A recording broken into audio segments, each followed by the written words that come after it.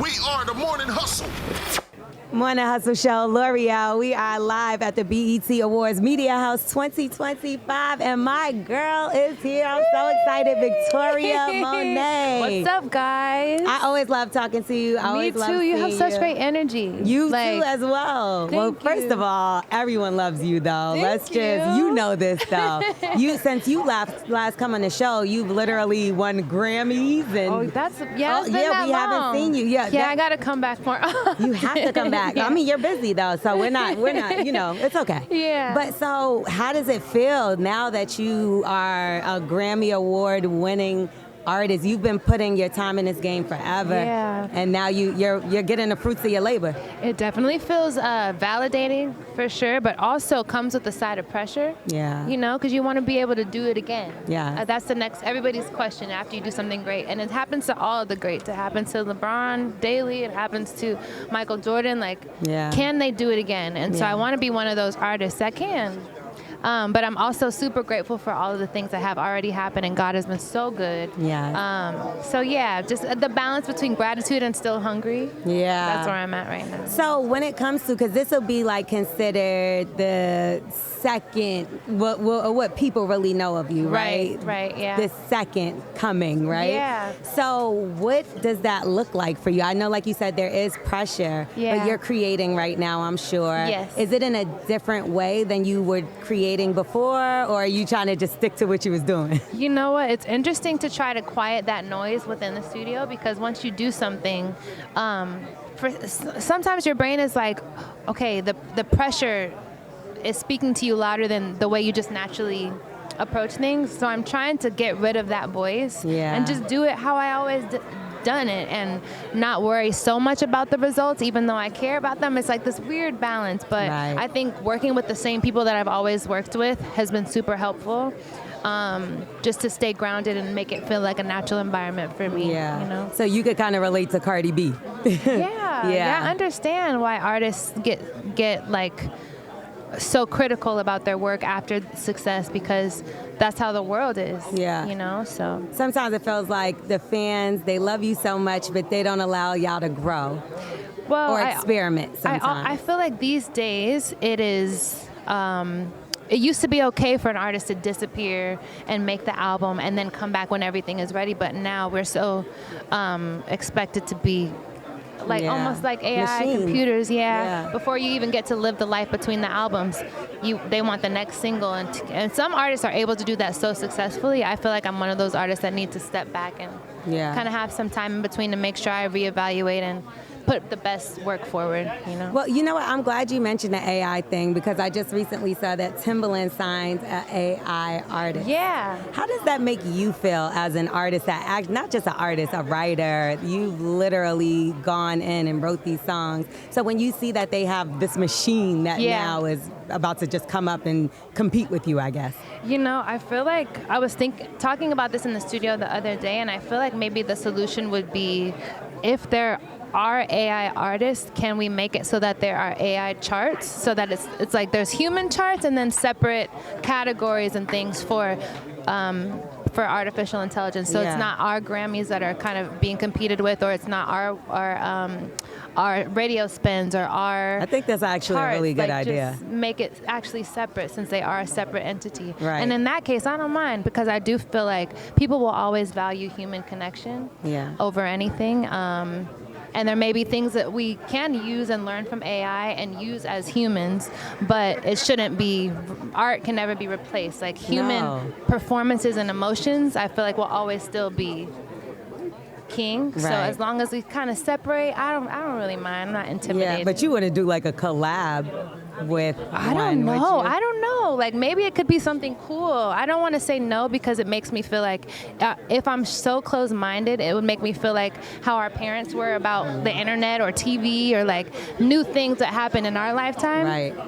So I'm trying not to age myself by being scared of technology. Or are we just trying to hold on to the last bit of realness that there is? That's true. You know, because I do feel like it's a big difference. We're the last generation that knows what it's like to not have social media. Right. And I do feel like some people idea of life is just so far, it's not right. It's right. It's like reality will hit your ass once you get off of social media, you know? I feel like maybe then it creates a kind of a niche space for us to create all of these opportunities to eliminate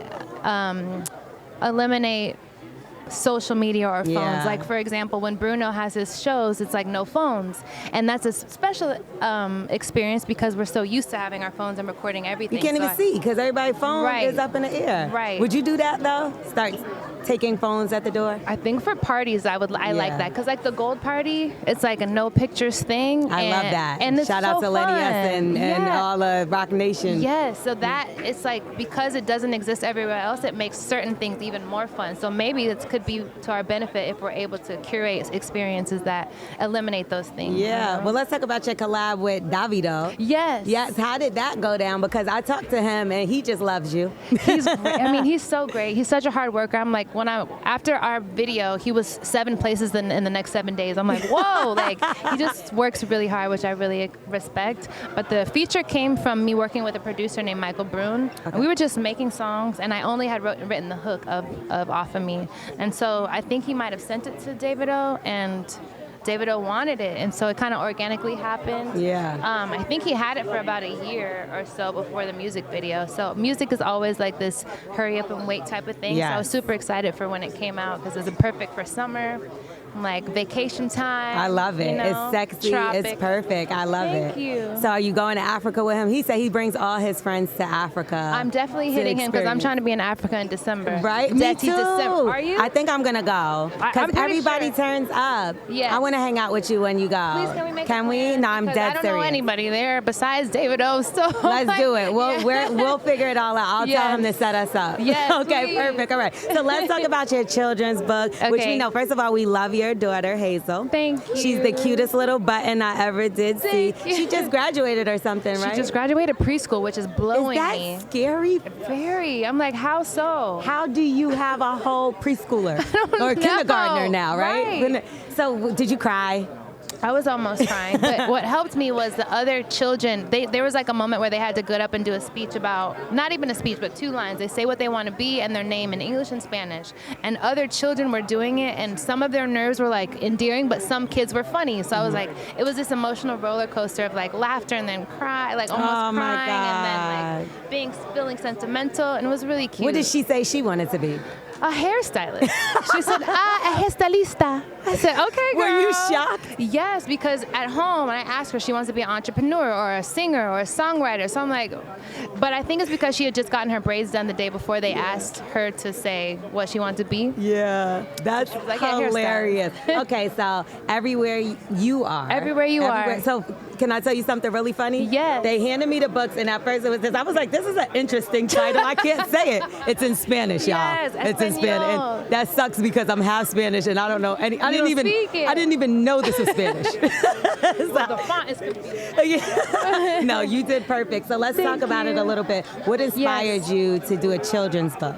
So I always wanted to do a children's book at some point because I'm a Dr. Seuss fan. Really? Yeah, I think his writing is really cool and rhythmic. It almost felt like when you're reading Dr. Seuss books, it's kind of like you can hear a song in them because of the syncopations and stuff in it. But this book is about separation anxiety in children and mom guilt. We're all balancing work and life and family. So this book is meant to combat that a little bit for children and parents who are just trying to balance because that's tough. It's tough because they're young and they're trying to figure it out, but you just trying to live out your dream and also provide for her and make sure you're setting the example. Right, and not make her feel like if I gave up everything that I would be resentful when she's older, that I gave up my own dreams to just be at home when I know I can do both. Yeah. I can do both successfully. So that's for people who are trying to have that balance. I love that. Well, thank you so much, Victoria. Thank you for having Last but me. not least, of course, I can't let you go without asking about your love life, girl. Okay. You talked a little bit about a situation you had. Yes. Looks like you moved on from that. Yes. But what's going on now? Like, is there somebody special in your life? Do you got your eye on somebody? I have some crushes, but I'm very, very single. Very single. So do you like holla at your crushes though? Like, do you? You know, my phone isn't completely dry, but there's nothing serious. Yeah. And no one's really like shooting hard. Are they supposed to shoot their shot at you, or do you think now you got to be the Renaissance woman and you shoot your shot? I was just having this conversation earlier today. I'm reading all your conversation minds. Did you realize that? Yeah, I was like, how did you know? They call me a psychic. I'm touched by God. Honestly, no, because seriously. I think we were talking about how maybe men feel more like they want to be courted more than it used to be. Yeah. Right? Are you experiencing that? Yes, I am. Yes, I am. Do you do? Are you down? No, no. I'm not. I'm sorry because I've tried and I felt crazy. You know what? I'm like, my love language is a little bit like mask and like I will spoil, so I have to learn the balance. That out because I might like love bomb. Well, people take advantage too. I think when and then it never returns. Like it doesn't ever switch to me. So you're the love bomber. You're toxic. Well, I don't. Maybe love bomb is a wrong word because it's consistent. It doesn't stop at the very beginning. I'm like, I love planning surprises. I love doing special things and gift giving. Done for you as well. But yeah, I want to be a mirror. So like, can I have some too? I'm pretty sure that you have somebody that has their eye on you for sure. Do and next you? time I speak and can you let me know if you? But does it have to be a man? It doesn't have to be, no. Because I know no women are shooting either. Really? Maybe they're intimidated, Victoria. Only in comments. They're like, ooh, marry me. I'm like, what? You're like, where's the fucking ring? Yeah. Can we date first or something? You know? Well, I know that next time I see you, listen, last time you didn't have a Grammy, you came back to us with one. Hey, I might come back with a husband or wife. Maybe, or both. Wow, that would be interesting. Thank you so much for coming and talking to us, and I'll see you in Africa. Yes. We are the Morning Hustle.